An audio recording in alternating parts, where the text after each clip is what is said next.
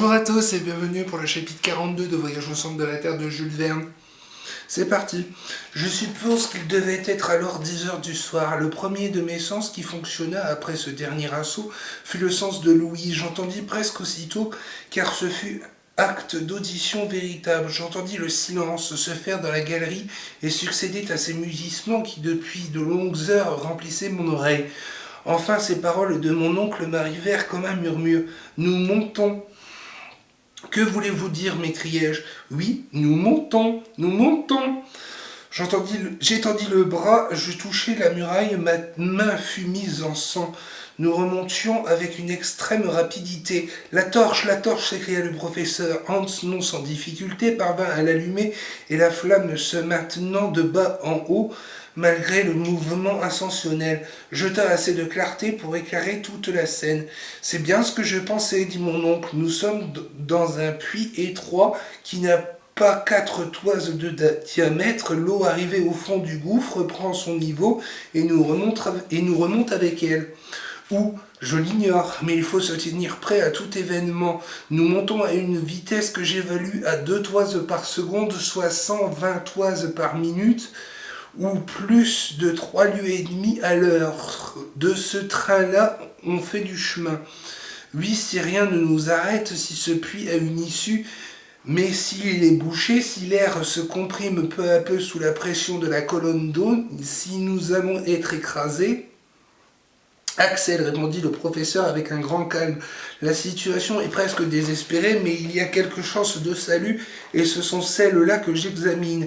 Si à chaque instant nous pouvons périr, à chaque instant nous pouvons être sauvés. Soyons donc en mesure de profiter des moindres circonstances. Mais que faire? Réparer nos forces en mangeant.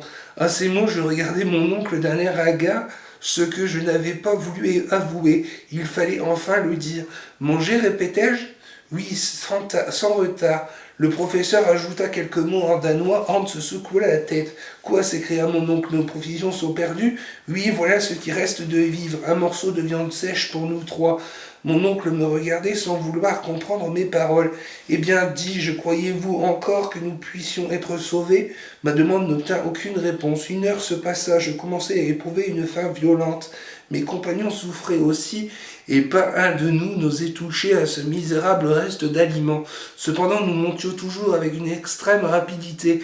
Parfois, l'air nous coupait la respiration comme aux aéronautes, dont l'ascension est trop rapide. Mais si ceux-ci éprouvent un froid proportionnel à mesure qu'ils s'élèvent dans les couches atmosphériques, nous subissions un effet absolument contraire. La chaleur s'accroissait d'une inquiétante façon et devait certainement atteindre en ce moment 40 degrés.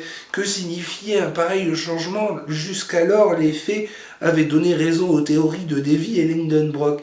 Jusqu'alors, des conditions particulières de roches réfractaires, d'électricité, de magnétisme avaient modifié les lois générales de la nature en nous faisant une température modérée, car la théorie du feu central restait. À mes yeux, la seule vraie, la seule explicable.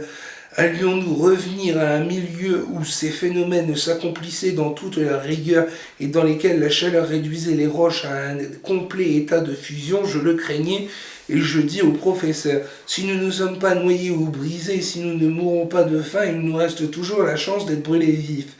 Il se contenta de hausser les épaules et retomba dans ses réflexions. Une heure s'écoula. Et sauf un léger accroissement dans la température, aucun incident ne modifia la situation. Enfin, mon oncle rompit le silence. Voyons, dit-il, il faut prendre à partie. Prendre à partie, répliquai-je. Oui, il faut réparer nos forces si nous essayons, en ménageant ce reste de nourriture, de prolonger notre existence de quelques heures. Nous serons faibles jusqu'à la fin. Oui, jusqu'à la fin qui ne se fera pas attendre. Eh bien, qu'une chance de salut se présente, qu'un moment d'action soit nécessaire, où trouverons-nous la force d'agir si nous nous laissons affaiblir par l'inanition? Et, mon oncle, ce morceau de viande dévoré, que nous restera-t-il? Rien, Axel, rien. Mais te nourrira-t-il davantage à le manger des yeux? Tu fais là les raisonnements d'un homme sans volonté, d'un être sans énergie. Ne désespérez-vous donc pas? M'écriai-je avec irritation. Non, répliqua fermement le professeur. Quoi? Vous croyez encore à quelque chance de salut? Oui, certes, oui, et tant que son cœur bat, tant que sa chair palpite, je n'admets pas qu'un être doué de volonté laisse en lui place au désespoir. Quelle parole lance l'homme, quelle parole! L'homme qui les prononçait en de pareilles circonstances était certainement d'une trempe peu commune. Enfin, dis-je, que prétendez-vous faire? Manger ce qui reste de nourriture jusqu'à la dernière miette et réparer nos forces perdues. Ce repas sera notre dernier, soit, mais au moins, au lieu d'être épuisés, nous serons redevenus des hommes. Eh bien, dévorons, m'écriai-je. Mon oncle prit le morceau de viande et les quelques biscuits échappés au naufrage. Il fit 3 portions égales et les distribua. Cela donnait environ 1 livre d'aliments pour chacun. Le professeur mangea avidement avec une sorte d'emportement fébrile. Moi, sans plaisir, malgré ma faim, presque avec dégoût. Hans, tranquillement, modérément, mâchait sans bruit de petites bouchées, les savourant avec le calme d'un homme que les soucis de l'avenir ne pouvaient inquiéter. Il avait en furetant bien retrouvé une gourde à demi pleine de genièvre. Il l'offrit et cette bienfaisante liqueur eut le pouvoir de me ranimer un peu. Fort trafligue, dit Hans en buvant à son tour. Excellente, riposta mon oncle. J'avais repris quelque espoir, mais notre dernier repas venait d'être achevé. Il était alors 5 heures du matin. L'homme est ainsi fait que sa santé est un effet purement négatif. Une fois que le besoin de manger satisfait, on se retrouve difficilement les horreurs de la faim. Il faut les éprouver pour les comprendre. Aussi, au sortir d'un long jeûne, quelques bouchées de biscuits et de viande triomphèrent de nos douleurs passées. Cependant, après ce repas, chacun se laissa aller à ses réflexions. À quoi songeait Hans, cet homme de l'extrême Occident, que dominait la résignation fataliste des Orientaux? Pour mon compte, mes pensées n'étaient faites que de souvenirs, et ceux-ci se ramenaient à la surface de ce globe que je n'aurais jamais dû quitter. La maison de Königstrasse, ma pauvre Gruben, la bonne Marthe, passèrent comme des visions devant mes yeux, et dans les grondements lugubres qui couraient à travers le massif, je craignais surprendre le bruit des cités de la terre. Pour mon oncle, toujours à son affaire, la torche à la main, il examinait avec attention la nature des terrains. Il cherchait à reconnaître sa situation par l'observation des couches superposées. Ce calcul, ou mieux cette estime, ne pouvait être que fort approximative. Mais un savant est toujours un savant quand il parvient à conserver son sang-froid. Et certes, le professeur Lindenbrock possédait cette qualité à un degré peu ordinaire. Je l'entendais murmurer des mots de la science géologique, je les comprenais, je m'intéressais malgré moi à cette étude suprême. Granit éruptif, disait-il, nous sommes encore à l'époque primitive. Mais nous montons, qui sait, il espérait toujours. De sa main, il tâtait la paroi verticale et quelques instants plus tard, il repenait ainsi. Voilà les nièces, voilà les micachites. Bon, à bientôt les terrains de l'époque de transition, et alors? Que voulait dire le professeur? Pouvait-il mesurer l'épaisseur de l'écorce terrestre suspendue sur nos têtes? Possédait-il un moyen quelconque de faire ce calcul? Non, le manomètre lui manquait et nulle estime ne pouvait le suppléer.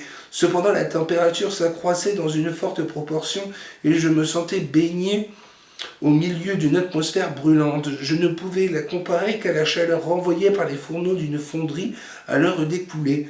Peu à peu, Hans, mon oncle et moi, nous avions dû quitter nos vestes et nos gilets. Le moindre vêtement devenait une cause de malaise, pour ne pas dire de souffrance. Montons-nous donc vers un foyer incandescent, m'écriai-je à un moment où la chaleur redoublait.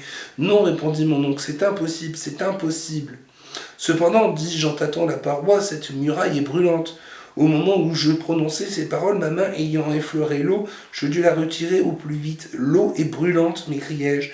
Le professeur, cette fois, ne répondit que par un geste de colère. Alors une invincible épouvante s'empara de mon cerveau et ne le quitta plus. J'avais le sentiment d'une catastrophe prochaine, et telle que la plus audacieuse imagination n'aurait pu la concevoir, une idée d'abord vague, incertaine, se changeait en certitude dans mon esprit. Je la repoussai, mais elle revint avec obstination. Je n'osais la formuler. Cependant, quelques observations involontaires déterminèrent ma conviction. À la lueur douteuse de la torche, je remarquai des mouvements désordonnés dans les couches granitiques. Un phénomène allait évidemment se produire dans lequel l'électricité jouait un rôle Puis cette chaleur excessive, cette eau bouillante, je voulus observer la boussole, elle était affolée. Et voilà qui clôt le chapitre 42 de Voyage au centre de la Terre de Jules Verne. A bientôt pour de nouvelles aventures.